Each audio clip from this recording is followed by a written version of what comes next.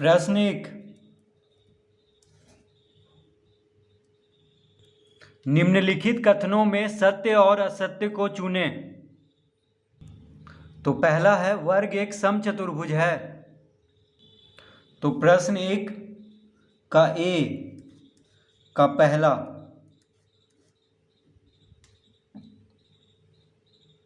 तो कह रहा है वर्ग एक समचतुर्भुज है, तो इसका उत्तर में हम सत्य लिखेंगे।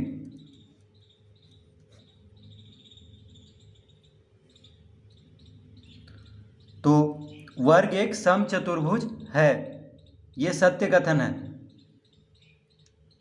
वर्ग क्या है? एक समचतुर्भुज है, क्योंकि समचतुर्भुज में क्या होता है? सभी भुजा बराबर होता है। तो वर्ग को समचतुर्भुज कह सकते हैं, लेकिन समचतुर्भुज को वर्ग हम नहीं कह सकते हैं, क्योंकि वर्ग में सभी कोण कितना होता है? 90 डिग्री का, और सभी भुजा भी बराबर होता है। लेकिन समचतुर्भुज में सिर्फ सभी भुजा बराबर होता है। ठीक है, तो वर्ग एक समचतुर्भुज है, तो ये सत्य कथन है, क्योंकि वर्ग को हम एक समचतुर्भुज कह सकते हैं। दूसरा,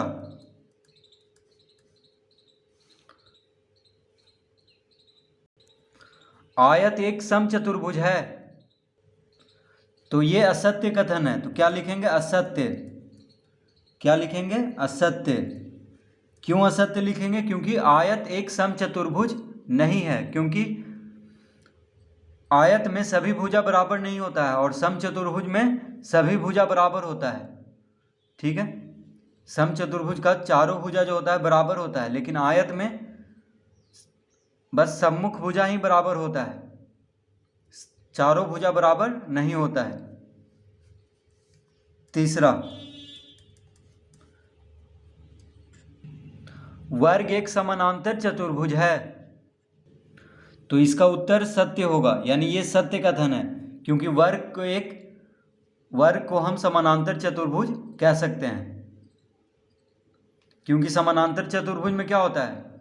सम्मुख भुजा बराबर और समानांतर होता है, तो वर्ग में भी सम्मुख भुजा क्या होता है? बराबर और समानांतर। तो वर्ग को एक समानांतर चतुर्भुज कह सकते हैं, लेकिन समानांतर चतुर्भुज को वर्ग नहीं कह सकते हैं। ठीक है, क्योंकि वर्ग में सभी कोण 90 डिग्री का होता है और सभी भुजा बराबर होता है। तो वर्ग एक समानांतर चतुर्भुज है, ये सत्य कथन है। अगर कहता समानांतर चतुर्भुज एक वर्ग है, तो ये असत्य कथन हो जाता है। ठीक है,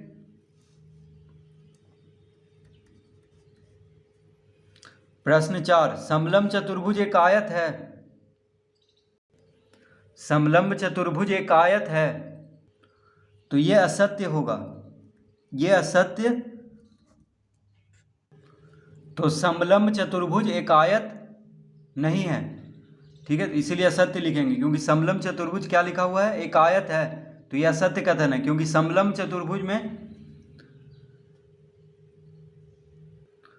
प्रत्येक कोण 90 डिग्री का नहीं होता है, लेकिन आयत में प्रत्येक कोण क्या होता है? 90 डिग्री का होता है, और सम्मुख भुजा बराबर होता है और समानांतर होता है। लेकिन समलंब चतुर्भुज में बस दो भुजा समानांतर होता है, तो इसीलिए समलंब चतुर्भुज एक आयत है, ये असत्य कथन है। ठीक है, तो हम असत्य लिखेंगे। प्रश्न 5, समद्विबाहु समलंब चतुर्भुज एक समानांतर चतुर्भुज है, तो इसमें भी हम असत्य लिखेंगे। तो कह रहा है कि समद्विबाहु समलंब चतुर्भुज एक समानांतर चतुर्भुज है, तो यह असत्य है, क्योंकि समानांतर चतुर्भुज में सम्मुख भुजा समानांतर होता है, लेकिन समद्विबाहु समलंब चतुर्भुज में बस दो भुजा ही समानांतर है। ठीक है, तो इसीलिए यह असत्य है, क्योंकि समद्विबाहु समलंब चतुर्भुज एक समानांतर चतुर्भुज है, ये असत्य कथन हम लिखेंगे। आयत एक वर्ग है यदि आयत की आसन्न भुजाएं बराबर हैं, तो ये सत्य कथन है, क्योंकि आयत एक वर्ग है यदि आयत की आसन्न भुजाएं बराबर हैं। तो आयत क्या है? एक वर्ग है। अगर उस आयत का आसन्न भुजाएं बराबर हो, तो आसन्न भुजाएं मतलब हुआ कि सभी कोण 90 डिग्री का हो।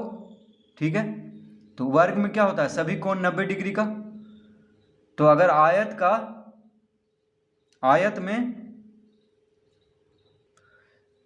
का अगर आसन्न भुजाएं बराबर हो जाए तो क्या होगा, वर्ग होगा, क्योंकि वर्ग में सभी भुजा बराबर होता है, ठीक है। लेकिन आयत में बस सम्मुख भुजा ही बराबर होता है, सामने वाला। तो आयत एक वर्ग है यदि आयत की आसन्न भुजाएं बराबर हैं, ये सत्य कथन है।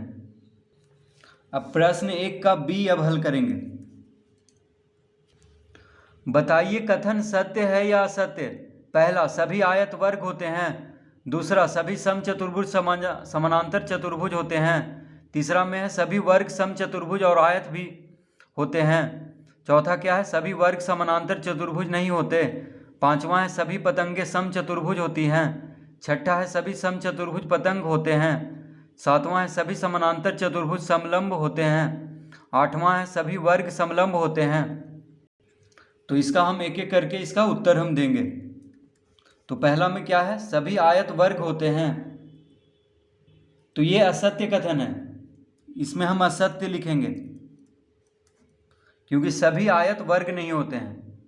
क्योंकि वर्ग में सभी भुजा बराबर होता है, लेकिन आयत में सभी भुजा बराबर नहीं होता है, ठीक है। तो इसीलिए सभी आयत वर्ग होते हैं, ये असत्य है। दूसरा, सभी समचतुर्भुज समानांतर चतुर्भुज होते हैं, तो ये सत्य है,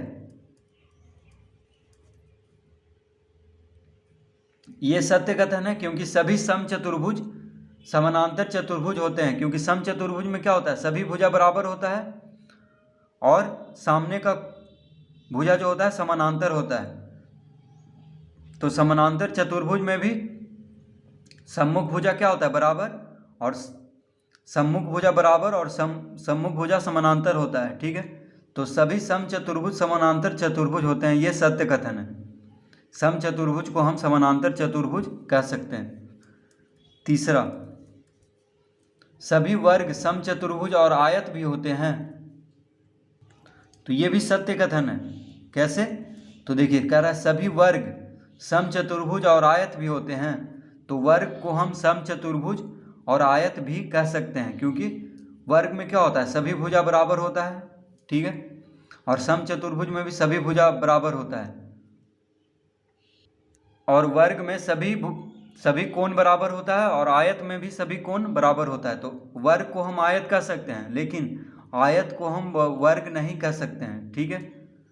उसी तरह वर्ग को समचतुर्भुज कह सकते हैं, लेकिन समचतुर्भुज को हम वर्ग नहीं कह सकते हैं। प्रश्न 4, सभी वर्ग समानांतर चतुर्भुज नहीं होते, तो ये असत्य कथन है।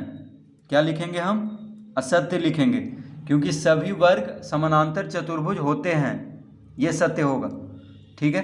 तो लिखा हुआ है सभी वर्ग समानांतर चतुर्भुज नहीं होते हैं, तो ये असत्य कथन है, क्योंकि सभी वर्ग जो होता है समानांतर चतुर्भुज होता है। क्योंकि समानांतर चतुर्भुज में सम्मुख भुजा समानांतर और बराबर होता है, तो वर्ग में भी क्या होता है, सम्मुख भुजा बराबर होता है और समानांतर है।